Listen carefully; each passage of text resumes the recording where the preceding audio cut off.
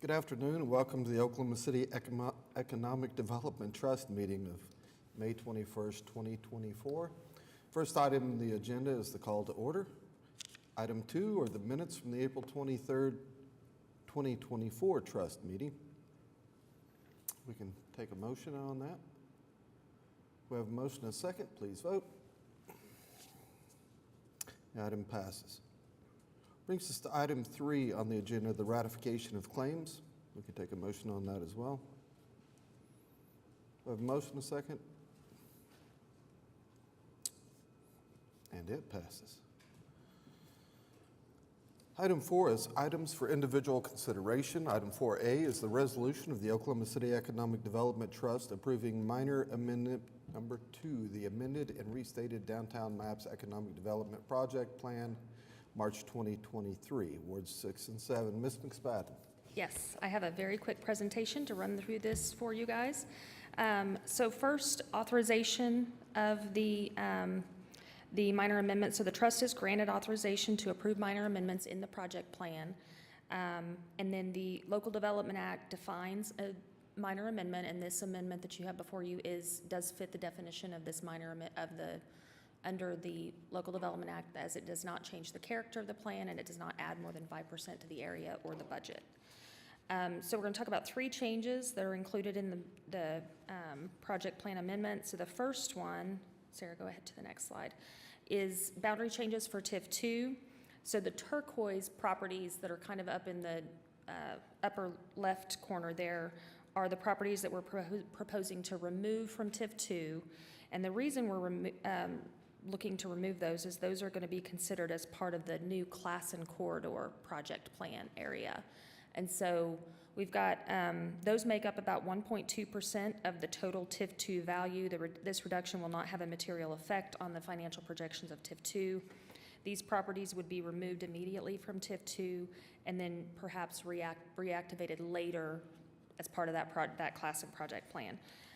TIF 2, the area in pink, will terminate with tax year 2026. The next change that we're looking at is a budget amendment for TIF 8. This is needed to accommodate actually the next project on your agenda. We're looking to add $3 million to the other public development costs budget category. If you'll recall, in January, we had another budget amendment where we did a net zero where we reduced other economic developments and added this new budget category for air handling units to be purchased at Myriad Gardens, the Crystal Bridge. This is a phase 2 of that project. Maureen's going to explain to you more about that when she comes up. This percentage increase is less than 2% of the total budget, so thereby it meets that statutory definition of a minor amendment. The last change is just a grammatical correction or clerical correction to the name of the TIF Review Committee. We had 2 different names in the project plan, so we fixed that to have just the one name. So those are the changes summarized if you have any questions. No questions? And we got the graphical, we got the name fixed on that, correct? The name is fixed. Okay, yes. Great. If there's no questions, we can take a motion.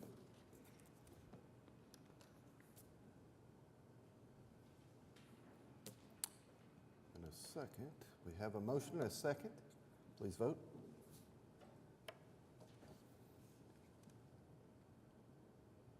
The item passes.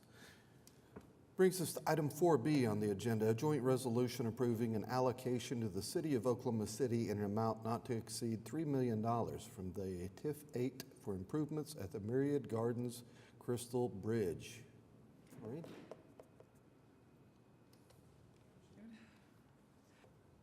Yes, this is going to help with our extreme heat issue in the Crystal Bridge. As you know, it was fully renovated. It opened in November of 22, and it has done very well with admission since then. Things have been growing in beautifully. As plants have grown in, it's just lovely.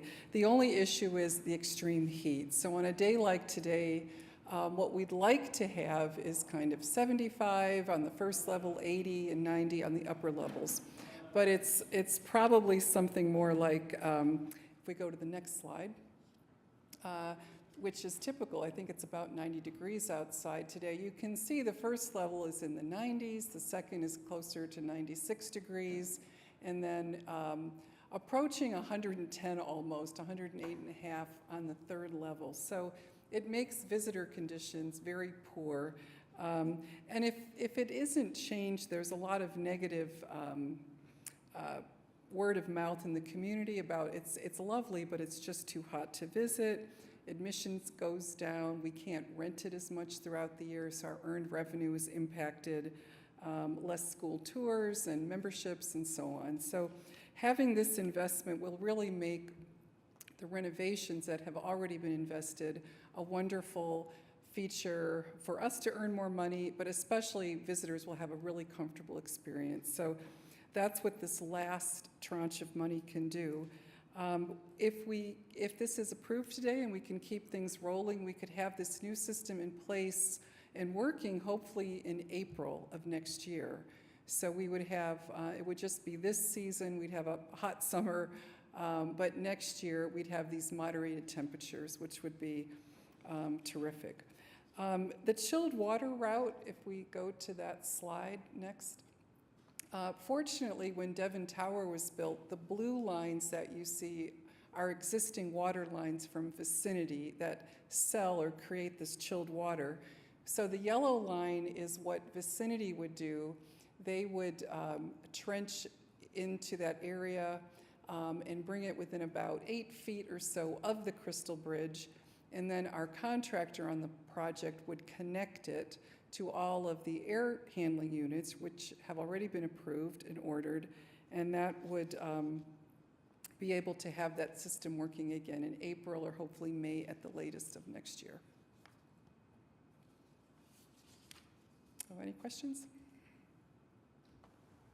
So what kind of change in the temperature can we expect to see next year? It should be, we should see the first level we're hoping to maintain at about 72 degrees. The second level would be more like about 80-ish. And then the highest level, we hope we could keep that at a maximum of about 90 degrees, is what we could make happen with the chilled water and all of these new air handling units working together. So with the renovation and this investment, what is our total number? Well, the renovation was about 11 million for all of that work, and this is about 4 million altogether. Okay. Thank you. Maureen, a communications plan needs to be part of it for people who have had a hot experience in the past, making sure that they are aware, oh, it's a whole different mindset now, and it's going to be much more comfortable, but closer to when you open versus taking away from attendance this year. That's a really good point. We do let people know it's very warm in there, and actually this summer we're going to reduce the price of admission to make up for that. And people, we don't seem to get complaints if we let people know it's pretty warm, we're cutting the price, they're fairly happy. But yes, next year, that's a really good point to make sure people know that in rentals, and you could get married in there in June without being it too hot, things like that. Or tell them that they'll lose 10 pounds if they visit today. They would too. Well, I gotta go. Okay. Yeah. Any other questions, comments? All right, we can Thank take a motion. We have a motion, a second. Please vote. The item passes. Thank you, Maureen. Item 4C is a joint resolution approving an allocation for film incentives for Project Mystery, not to exceed $64,813. Ms. Simpson? Hello, how is everybody? I have an application for a local film, and Sarah, you're ready to go, it looks like.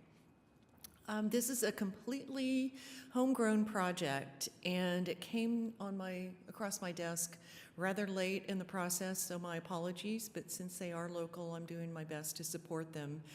It's an independent film, crime drama set in a small town, and they actually begin filming today through June 23rd. The production team are writer-director Kyle Kawika-Harris and producer Jacob Snovel, and they have done several films in Oklahoma, including Out of Exile, which filmed in the Stockyards District and all around Oklahoma City, I believe, in 2022. They were part of Country Gold, What Rhymes with Reason, which has made the festival circuit. And they're already set up at Filmmakers Ranch, which is the old Green Pasture studio. And they're also going to be using the Boiling Point Media facilities. Their impact, they're hiring 94% Oklahoma City-based crew. And their anticipated Oklahoma expenditures are roughly $1.5 million, or 87% of the budget. As far as qualifying them for the rebate, they meet the minimum expenditure threshold of $500,000, which puts them at 5%. So for that 1.551405 local expenditure, that will bring them to a $64,813 recommended rebate. They're qualified for the state of Oklahoma rebate. They're filming 50% of the film in Oklahoma City, main production offices at Filmmakers Ranch. Post-production is taking place here in Oklahoma City, which is something we love to hear. And I yesterday got a list of their vendors, which is another really great thing to share with you. They're using local Oklahoma City company 5 Penny Pictures for all their camera rentals, Nathan Gardaki Productions for Grip Electric production supplies, Enterprise Rent-A-Truck here in Oklahoma City for all their vehicles, Filmmakers Ranch for studio services, more equipment and supplies, and then their producers and directors, both of their companies are local companies registered with the Secretary of State's office. I think I may have said they're qualified for the state rebate as well. They're hiring 68 local hires. It's a small production, so that's not a huge crew, but it's 94% of their hires are local. It equates over 25 days to 1,700 man days of work. Qualifying income labor after we ran it through our economic impact multiplier comes to $1.133 million. Again, set construction filming on Oklahoma Sound Stages, 20 days of the 25-day shoot, which is 80%, and 100% of picture, sound, post-sound and editing will be here, and they're utilizing the new Apex Sound Room at Filmmakers Ranch, which is really a beautiful new space. Okay.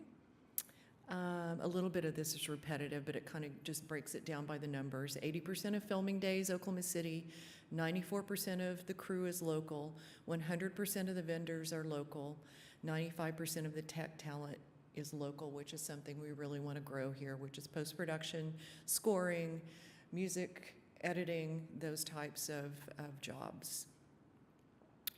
The outputs of our economic impact modeler is based on the $1.551 million in spend that equates to $3.5 million in total economic impact. Jobs supported are 86. Labor income grows to $1.773627 million. And of the qualified expenditures, taxable expenditures are $161,020, and below the line salary and per diem, a little under $500,000. Do you have any questions about this project? I've never asked this before, but you have filming, and then you have post-production, editing, et cetera. When can you actually see this film, and where will it be seen? This will be likely a film that they'll try to get into festivals. The independent films, what typically happens is that they have the money to get the film finished, but then they need a distributor. Mm-hmm. And films of this size often can go directly to video on demand. But I would think that this would be a project that they would try to get in the festival circuit. Out of Exile that filmed here, we hosted a screening down at Rodeo Cinema. Mm-hmm. So there are options. And now that I'm on board, Out of Exile was not a rebate film. So now I'm tracking the films that are coming through the system. And so far, none of the projects that you have approved have been released. So that's what we're waiting on. The first one will tell me when to get the popcorn ready, okay? Twisters, July 19th. And I know there's a group that's working on a Twister screening in Oklahoma City. And trust me, I've made a list of all of your names and city council. It's a fundraiser, so I'm working with the state office to try and figure out if we can get another community screening going. But it'll be the first big one. Very cool. Anybody else? All right, Thank if we don't you. have any more questions, we can vote on item 4C. We have a motion and a second. The item passes. Thank you, Ms. Simpson. Up next, item 4D, amendment number 2 and restated audit contract with Allen Gibbs and Holick LC to include audit services for fiscal year 2023-2024, estimated cost $25,670. Ms. McSpadden? Yeah, this is just, I can tell you, this is just the extension of our audit agreement that we have, and we have the same auditors that we use for all of our trusts as well as for the city. They do a great job for us, and just a continuation of their contract. Great. All right. Any questions? Nope. Take a motion. We have a motion and a second.